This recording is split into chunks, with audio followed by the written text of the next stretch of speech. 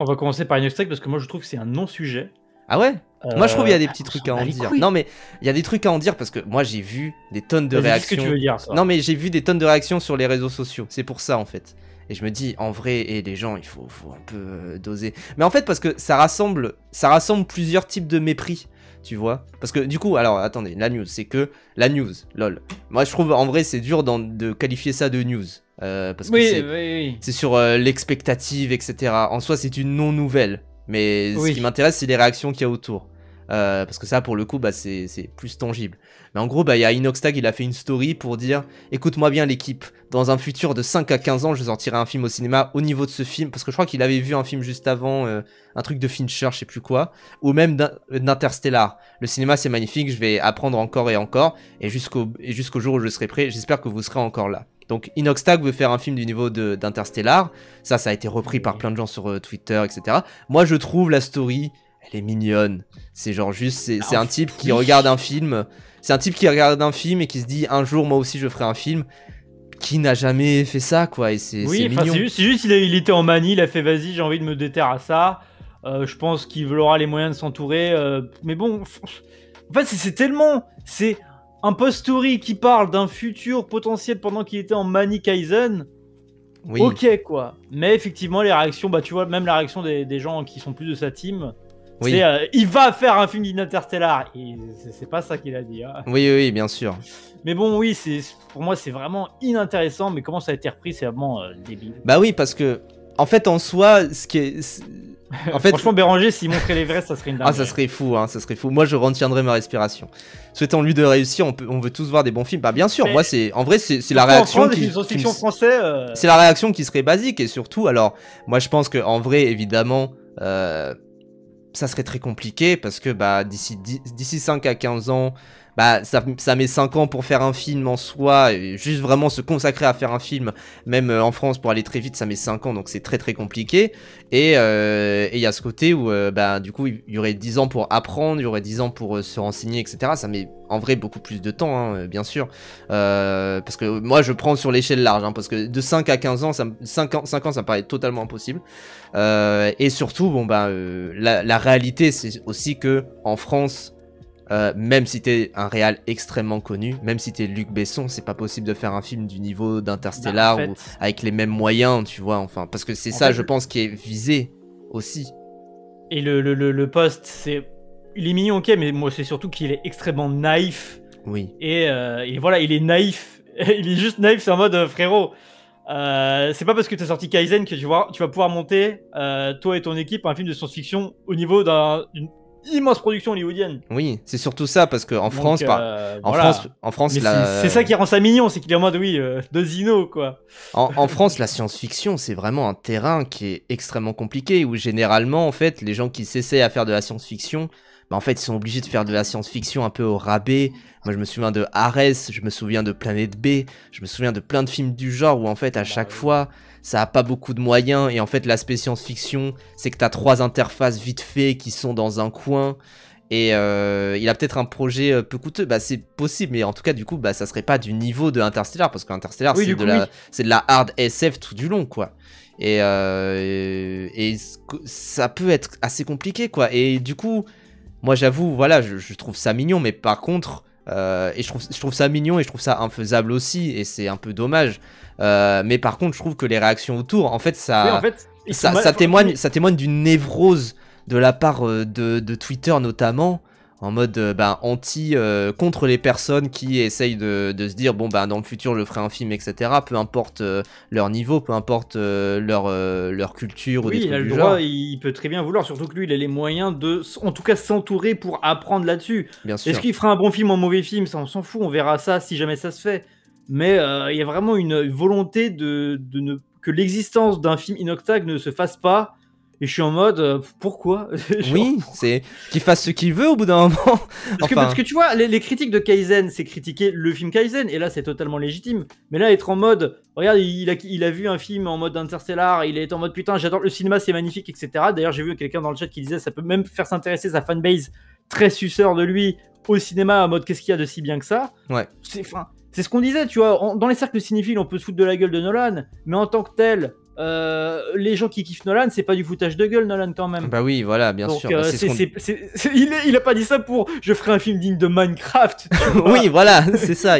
Il a pas dit je ferai un film digne de. Enfin, je sais pas, il a pas dit je vais monter un studio d'animation, on fera des gros films, etc. qui sont aussi même autre chose. Enfin, voilà. Et quand bien même, là, ça parle d'un film hypothétique. Enfin, vraiment, c'est quoi le film qu'il a vu? Je crois que c'était un Fincher, je sais plus exactement. Enfin, je crois que j'avais vu la story vite fait passer. Mais peut-être Seven, je sais plus. Mais en tout cas, voilà, genre, la vérité, c'est que là, ça parle d'un film hypothétique qui n'existe pas, fait par... pas d'expérience de metteur en scène, ni même dans le cinéma. Voilà, fait par un type... C'est une story à la base, hein. Oui, voilà, c'est ça, genre, c'est... Globalement, il n'y a pas grand-chose à en tirer. Mais je trouve que ça a démontré en fait une opulence. Alors évidemment, je pense que Inoxtag il est habitué à ça. Ça reste que c'est pas cool. Mais voilà, tu peux critiquer l'approche qui est plus d'un enfant qui fait un caprice plus que de l'épiphanie artistique. Bah, mais il n'y a même pas de caprice. Attends, mais comment tu peux juger de si c'est un enfant qui fait un caprice ou une épiphanie artistique justement? Genre, comment tu juges une sincérité, tu vois, d'un poste du genre? C'est selon, selon la gueule, quoi.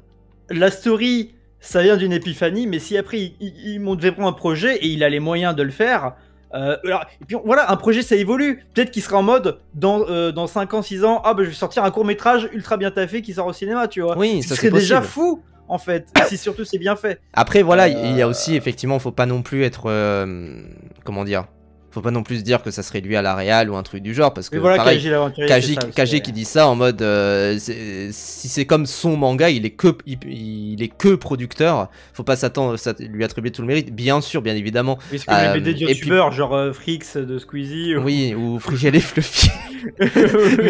mais voilà, ou comme les BD Blick de Squeezie, tu vois, qui sont dans le même ordre, ou même moi je me souviens les trucs en mode comment ça s'appelle, putain.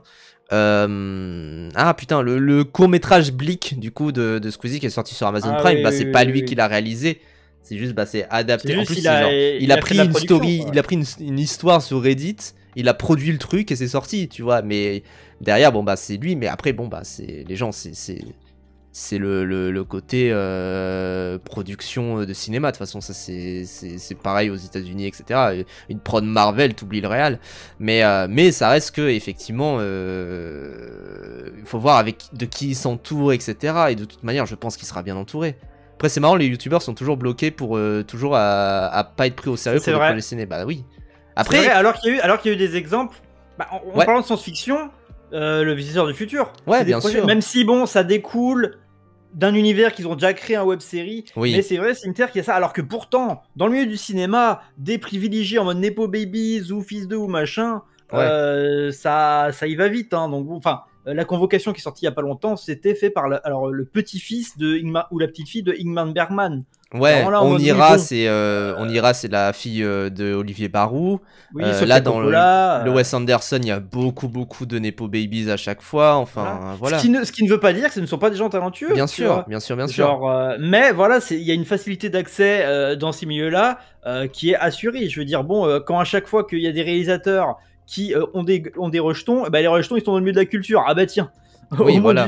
C'est pas le cinéma, le milieu de la culture. Donc les youtubeurs qui peuvent utiliser leurs moyens, surtout les gros comme Inoxtag, pour juste être producteur, franchement, moi, ça me dérange pas. Oui, et critiquons le projet, évidemment. Mr. HS qui cite également Flaubert. Hein. Mr. HS qui cite aussi Flaubert, qui a fait un film qui, là, va écrire un Evil Dead. Genre, mine de rien, c'est pas rien, quoi. Il y a beaucoup de gens, enfin, Mr. V qui est dans Banger, qui va produire un truc pour réaliser, je sais plus, un truc pour Amazon Prime. Alors, Flaubert, je connais vraiment pas sa carrière. À part le Floodcast, il faisait quoi sur Internet avant? Il écrivait des trucs pour Golden Moustache. Voilà, en fait c'est que je pense le truc qui fait qu'eux, ils ont un passe-droit, c'est parce que c'est juste la continuation de ce qu'ils faisaient au début. C'est-à-dire, Flaubert, scénariste. Mr. V, actorat. Inoxtag, c'est Inoxtag, c'est un influenceur. Oui, c'est un créateur de contenu. C'est un mec à Webedia. Il y a ce truc-là qui, je pense, bloque chez certains. Ce qui est un blocage débile, mais c'est surtout de du full mépris et détestation parce que c'est un influenceur youtubeur connu, quoi. Puis oui, en plus, Flaubert, pendant très longtemps, il s'est tapé l'image du gars qui faisait des courts-métrages qu'on comprenait pas totalement sur Golden Moustache ou des trucs du genre, ou alors qui étaient des courts-métrages dans des apparts un peu fauchés, tout ça, avant de passer à d'autres réals. Et genre François Descraques également, qui était dans ce même crew-là, qui a fait du coup Le Visiteur du Futur, qui a fait aussi Mortel Raclette, là, récemment, qui apparemment était nul à chier. Enfin voilà quoi. Et enfin j'ai plus confiance en Inoxtag pour faire un film que Durandal. Au moins on peut s'accorder là-dessus. Après voilà. Inoxtag saura s'entourer au moins et il sera pas tout seul dans son coin. Au moins c'est ça. Au moins c'est ça. Et oui, Adrien Méniel qu'on voit au cinéma. Enfin il y a plein de youtubeurs qu'on voit au cinéma aussi. Enfin pareil, est-ce que Max Boublil c'est un youtubeur? Enfin après voilà, la frontière est floue. Et de toute manière, la frontière entre YouTube et le cinéma va commencer, je pense, de plus en plus à s'embrumer. Parce que là, par exemple, il y a un film là qui sort bientôt qui s'appelle Rapide, avec Paola Lacoletti dans le rôle principal. Et en fait, c'est une meuf, elle est pas enfin, elle est, de ce que j'ai compris, pas actrice de profession, entre guillemets, en mode elle a pas, tu sais... pris des cours, etc. C'est juste qu'elle est influenceuse et qu'elle a 1 million d'abonnés sur Instagram. Parce que c'est ce qui joue aujourd'hui énormément quand tu recrutes des comédiens, etc. Donc c'est aussi ça, la frontière va de plus en plus être floue, de toute manière, et vous allez de plus en plus voir des influenceurs, et pas juste dans des rôles d'influenceurs, mais vraiment dans des rôles, quoi. Et ce qui veut pas dire que ce sera forcément mauvais, mais ce qui veut pas dire que ce sera bien non plus. Enfin, bien sûr. D'habitude, quoi. Faut pas avoir un blocage débile parce que influenceur, oh là là, Léna Situation, elle est là aux Oscars. Oui, voilà, elle fait le doublage dans Barbie, elle a 3 répliques. Voilà, quoi. C'est une évolution naturelle, tout comme les artistes de musical étaient pris pour l'arrivée du cinéma parlant à Hollywood dans les années 20. Oui, voilà, en fait, il y a toujours un côté grand remplacement dans le milieu du cinéma, en mode attention, les gens de la télé vont venir nous remplacer. Il n'y a pas de remplacement, il y a juste une fusion. Quand t'as allez, 2 sponsors, ça défend les influenceurs. Non, en plus, pas du tout. Abonnez-vous à Shadows. Mais Tidus, toi qui veut regarder des films, tu peux t'abonner avec un mois gratuit sur Shadows. Tout à fait. Mais après, plus sérieusement, un ancien youtubeur US, Mystery Guitarman, qui a fait un film avec Pete Mickelson qui s'appelle Arctic. Oui, tout à fait, je m'en souviens. J'allais citer cet exemple-là. Enfin, voilà, il y a plein de gens en mode Kemar qui essayent de faire des films. Il y a qui essaye clairement, tu vois, de rentrer dans le milieu du cinéma en modifier 50 courts-métrages, etc. Il a eu une expérience mauvaise avec Le Manoir, tout ça. Et voilà. Oui, Madness, je pensais à lui, j'avais plus son nom. Chris Stockman, c'est un mec qui fait des reviews Riken classiques, tu vois. Et il fait enfin, je sais plus s'il a terminé son film, mais il a monté un projet de film d'horreur et puis il le documente sur YouTube et tout, c'est vraiment... Ouais, Markiplier aussi, il a un projet, je crois, en mode production du film The Iron Lung, donc adapté du jeu vidéo à succès. Enfin voilà, il y a un côté où la frontière va être de plus en plus floue. Et moi je me souviens, par exemple, moi je sais que quand je vois par exemple des Stéphane Plaza qui sont acteurs dans des films, je suis en mode, lui il est acteur.